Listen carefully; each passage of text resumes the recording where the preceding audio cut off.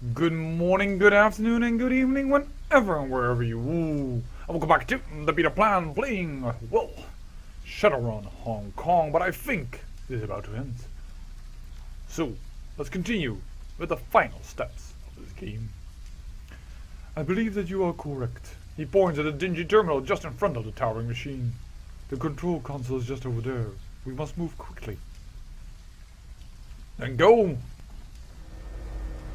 The fortune engine itself stands before you, an enormous malevolent presence that fills a test chamber ahead.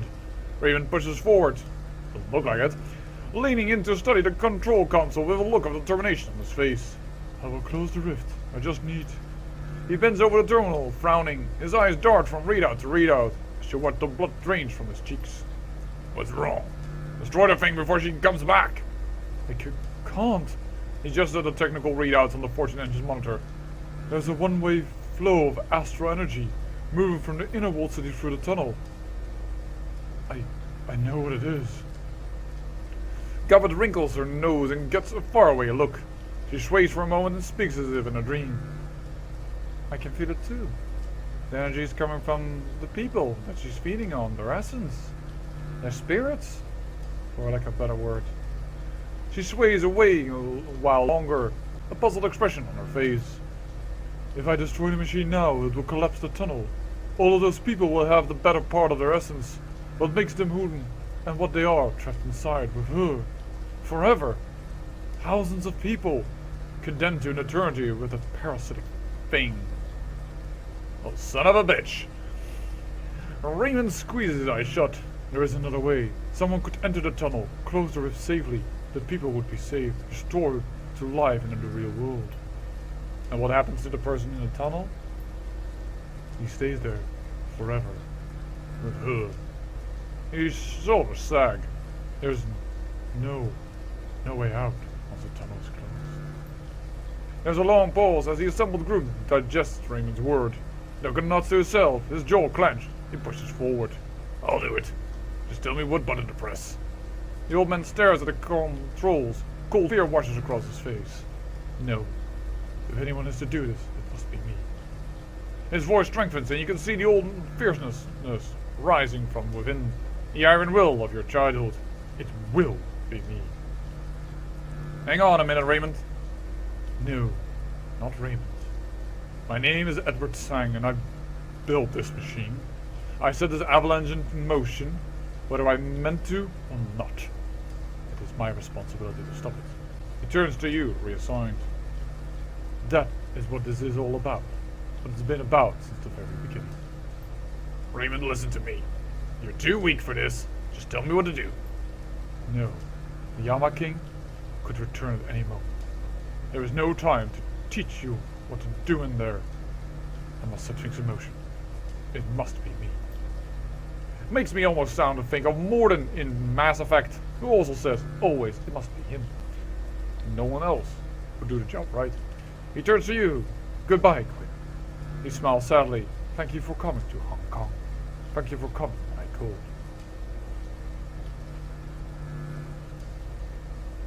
For what it's worth, I'm glad I did.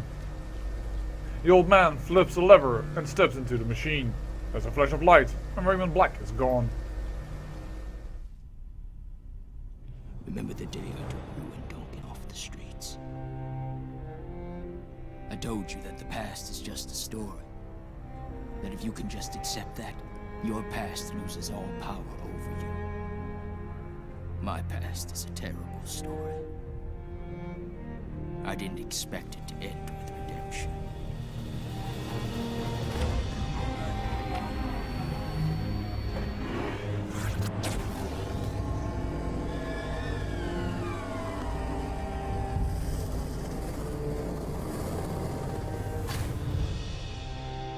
Sometimes the debts of the past can't be repaid. But we do what we can.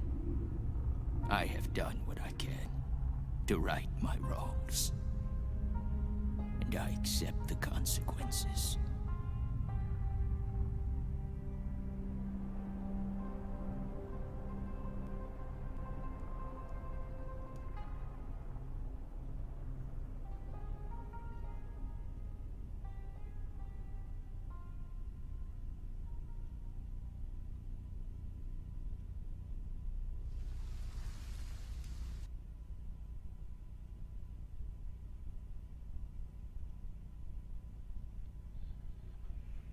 interesting, I must say. Within the other second game, you actually had quite a few different endings and quite a few different options. I didn't see them here. But I'm certain that in true Shadowrun fashion, the aftermath is about to come, and here we go. You depart from the Prosperity Chamber and are instantly caught up in a wave of refugees fleeing for their lives. Struggling through the panicked wave of humanity, you are able to retrace your steps and eventually reach Haoi. Although the typhoon has passed, the scene is wet and chaotic. The newly homeless crowd the streets, dazedly wandering, searching for missing loved ones and nursing injuries. Relief workers are already on the scene, providing blankets and medical aid. Rescue personnel carry the stunned and wounded to safety. The entire area has been cordoned off by the HKPF, while knight-errant officers and military peacekeeping force attempt to maintain order.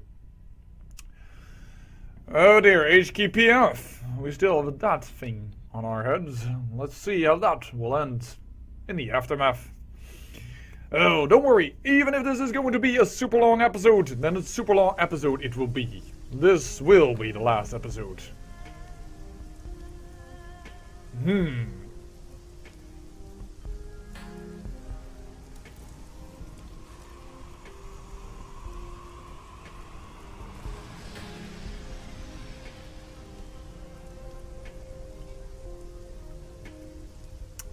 Oh well. I'm just thinking about the ending, and I will come back to it in a moment. Alright. You emerge from Kowloon walled city to bustling clusters of activity. Refugees huddling together, staring back at their lost homes. Government troops deploying from armored personnel carriers. News vans setting up remote camera feeds while reporters scramble to find the right angle for their broadcasts. The air is electric when the threat of potential violence as panicked beekeepers eye the growing crowd of evacuating poor. Gobbet's eyes dart furtively as she twirls her head between her shoulders. This place is hot. The cops are swarming the place and that APB is still out on us. Just take it easy, try and blend in with the crowd. I want to have, well. Actually, you know what? For once I think the rat shaman is right. Let's head to the boat. Sneaky like. Sounds good. It's gonna take a year's worth of showers to wash that experience off me. Isabel lifts her nose towards a reporter interviewing someone from inside the walled city. Looks like we get to see a man on the street interview on our way. The press already have their hooks in someone, hoping for a sound bite. The reporter wears a look of earnest concern like a coat of cheap deodorant. And is that when you started running? Yeah, it was bad in there, shooting, screaming. I was terrified. And what caused this, sir? Why are people flooding out of the walled city injured and disoriented? Actually, I think we've seen this guy. That bluish tinted orc. The man stares at the scene around him, bewildered. It's like everyone is saying some sort of chemical leak. A drug lab exploded or something, caused mass hallucinations. The reporter turns to the camera and pretends to check his notes. There you have it, Sonny. Our third report of mass hallucinations and violence caused by an explosion of an illegal drug lab. And while reports remain sketchy, it appears that street crime is again on the rise. He half turns and sweeps his arm over the scene. As you can see, it is still turmoil and confusion here as police and executive council peacekeepers respond to the emergency situation, attempting to maintain order. But in all this chaos, in the maze of poverty that is Kowloon's walled city, we may never know what has really happened in there. Back to you in the studio, Sonny. The light on the news camera goes off and the reporter drops his facade. He ignores the bedraggled man beside him and begins packing up his equipment.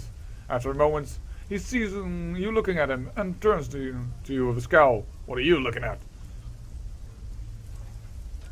You know that guy was regurgitating a line of corporate bullshit, don't you? He laughs sardonically and continues packing. Everyone's regurgitating a line of crap, pal. They may not know it, but they are.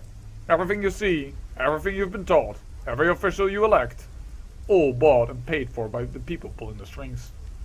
Yeah, well, no one's telling me what to think. No eye contact. He remains bent over his equipment case. Of course, Bell, you're different. The reporter finishes packing up and stands up straight, brushing the wet grit of the street off his hands. As he does so, his eyes narrow. His gaze moves over your crew, flicking from face to face before eventually landing on you. Like you came just from inside. So tell me, what did you really see in there?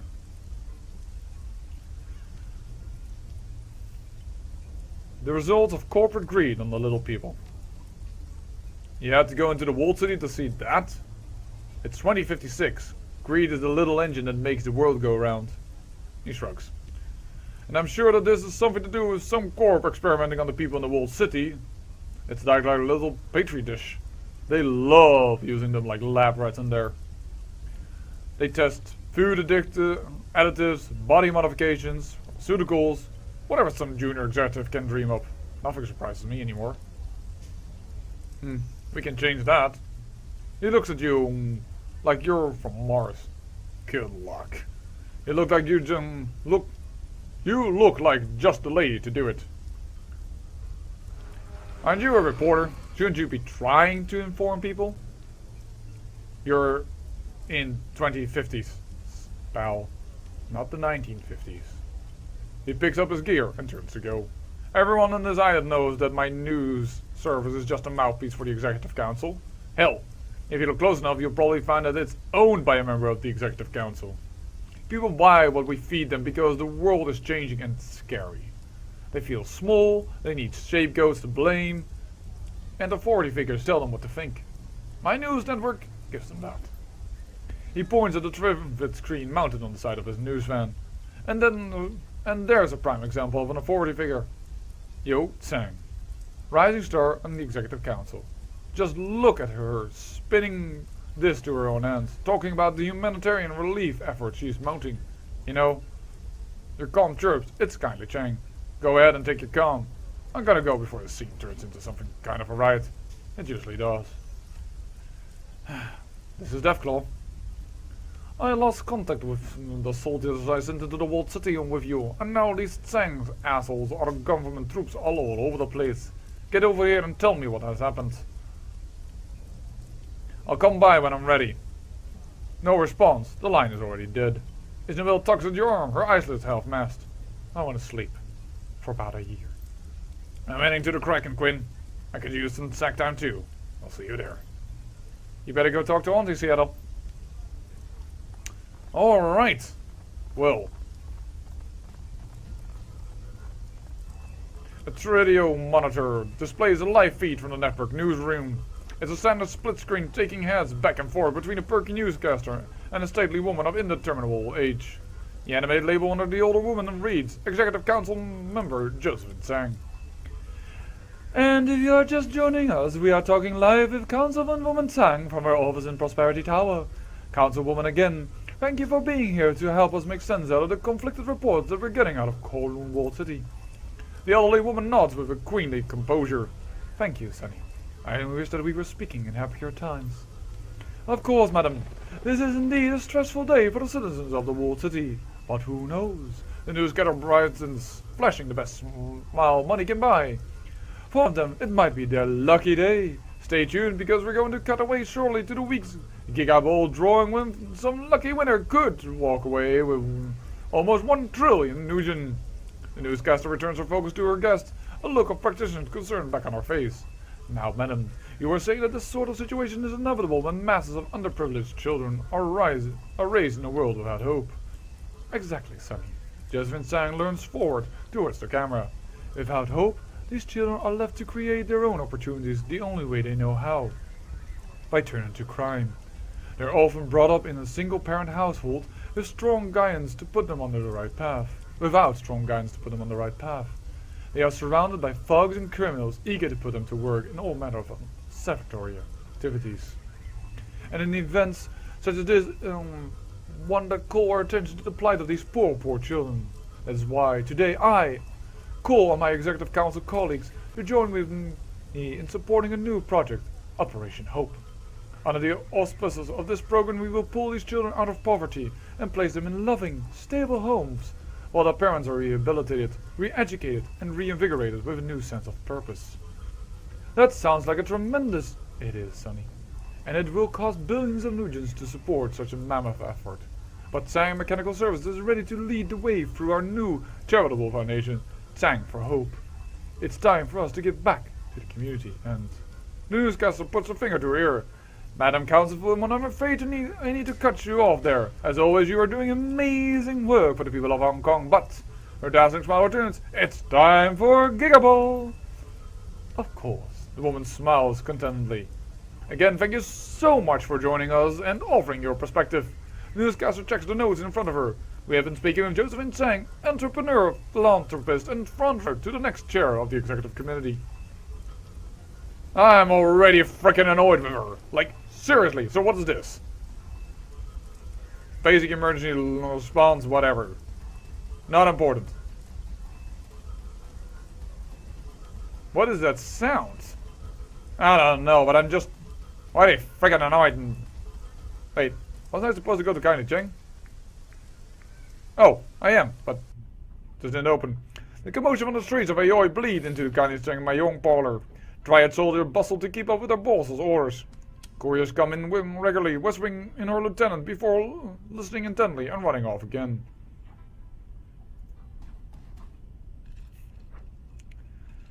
As you enter, Kindly Cheng is giving instructions to Triangular Bao, who nods enthusiastically. She looks over at you and holds up her hand. Wait. And send Wong and Ho to snatch some of those medical supplies of the relief trucks. With all the excitement, nobody's watching them after all. She nods to herself, grimacing satisfaction. There'll be a black market for them over the next few weeks. Good thinking, Miss Chang. Bao lifts a finger to his ear to transmit the orders. When he sees you waiting, he inclines his head a quarter of an inch. Deathclaw, I figured you were dead. Last I heard, my soldiers had found you and everyone was headed into the walled city. Then things got out of control. She takes a pull of her thin cigar. Where are my people? What happened? Not sure, to be honest. Connie Cheng stares at you, unblinking. I sent you 5 soldiers and they're all dead. Her eyes are hard on little black buttons. Is this how you treat my resources?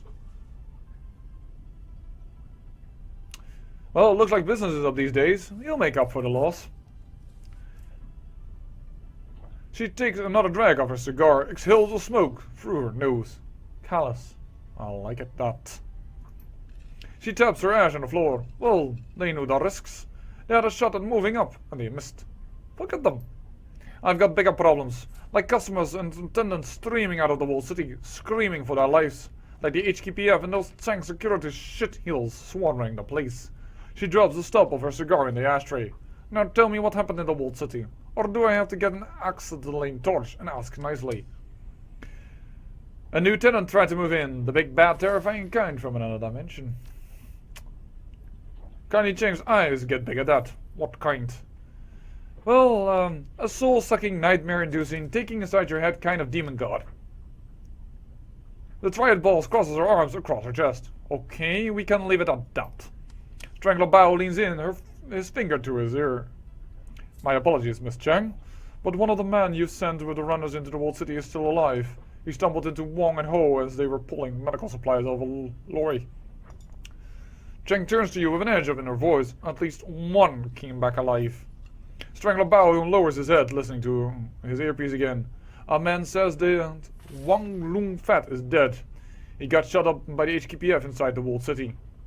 Bao lifts his head and makes an eye contact with the Triad boss. He's almost... What? Why would he do that? He's almost salivating with avarice. Our man saw it with his own eyes, Miss Chang. Why is it good that HKPF shut him up? Is that good news? It is delicious, my darling. Wang Lu Fat was my superior in the Yellow Lotus. A43-8. Connie Cheng Black Button's eyes sparkle with satisfaction born of malice. He was also a pig. Tell our dead friend Deathclaw what that means, Mr. Bao. Oval smile spreads across her face, and her eyes squeeze into crescent moons of pleasure. And say it slow, so I can savor it.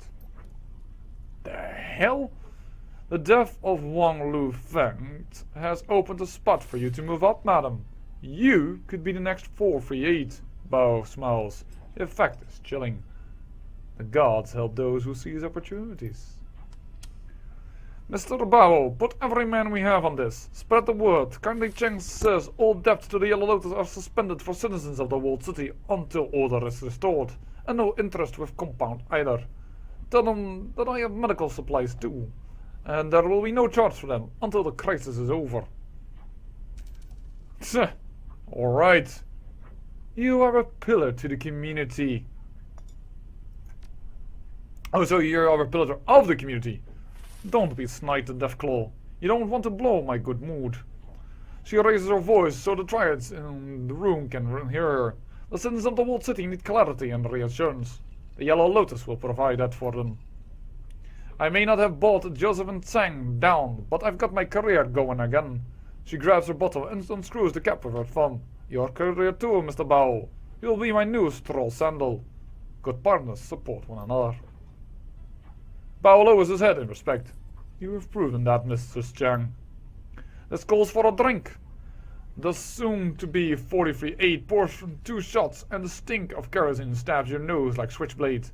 And she hands a glass to Bao, touches it with her own, and holds it there.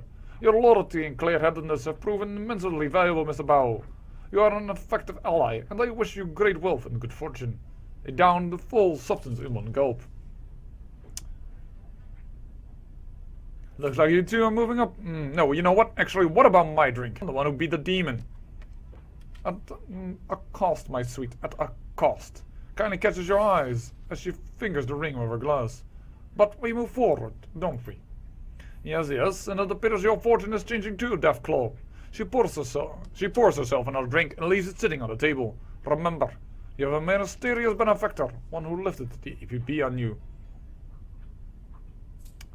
At least somebody likes me. It must be somebody powerful. I can't imagine it was Joseph and Tsang after all. After all, what would be her motivation be? It's got to be someone else.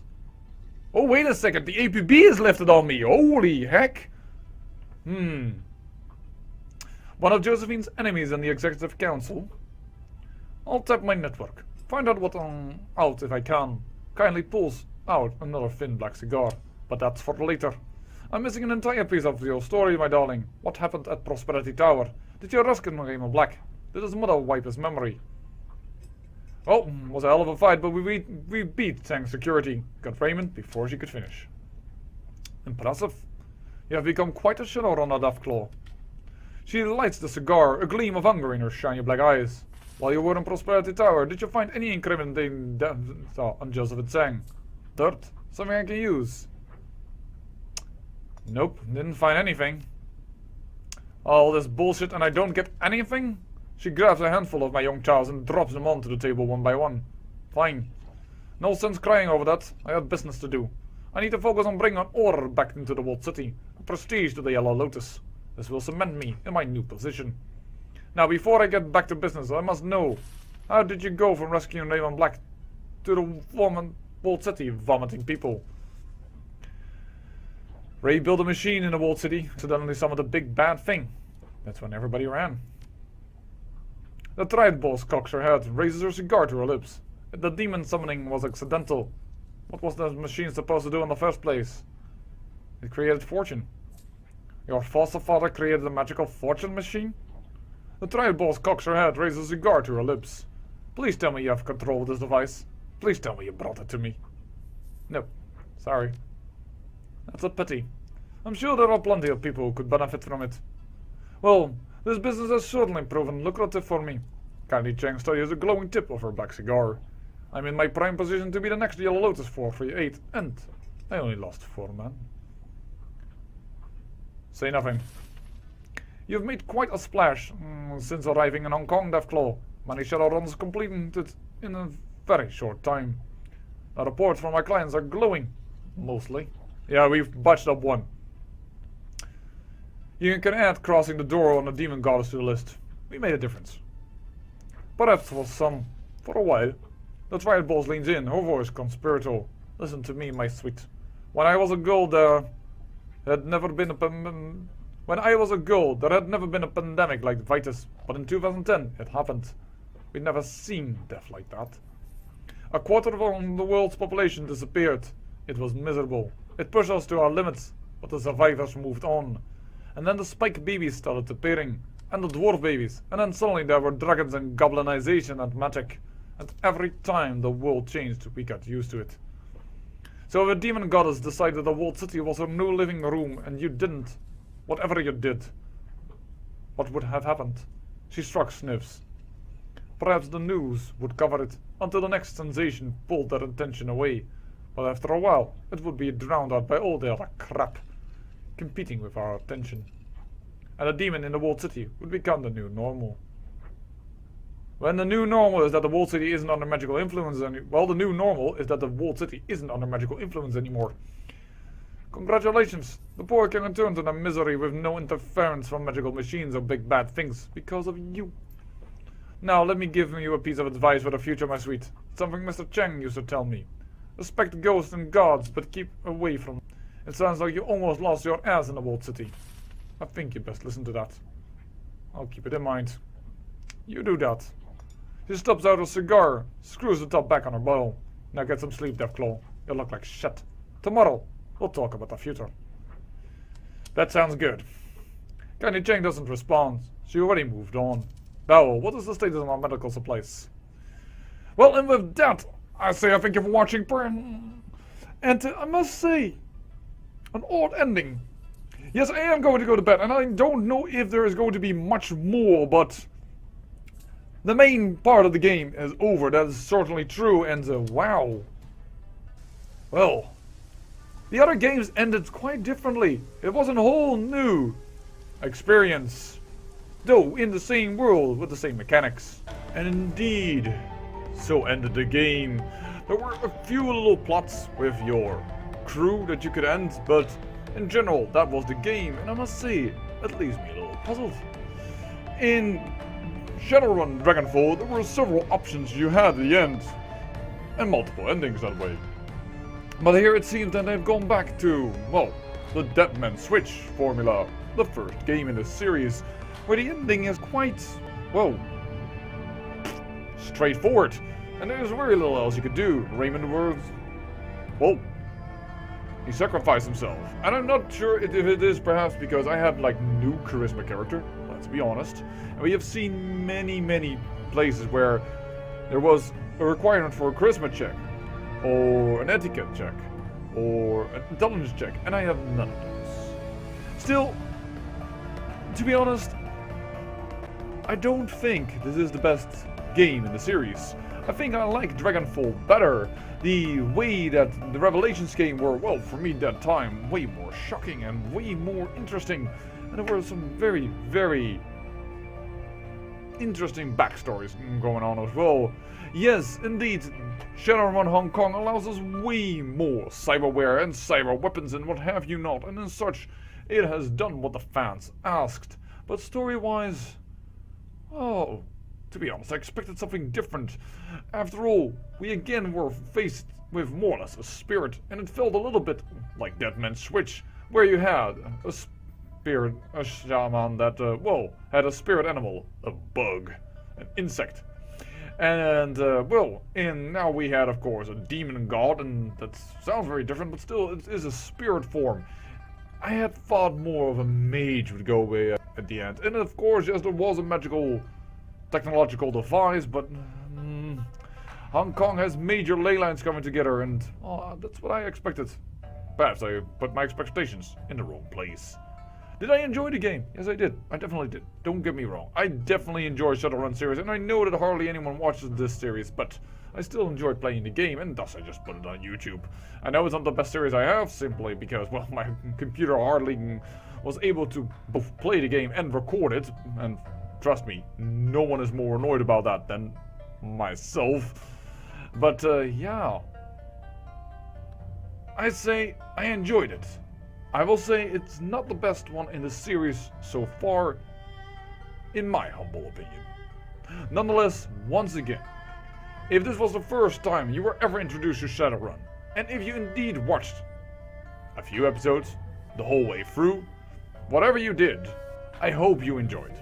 And I hope that it was a good watch. And once again, I thank you for watching, and I'll see you in the next episode of another series. And remember, great peril yields great beauty. Goodbye.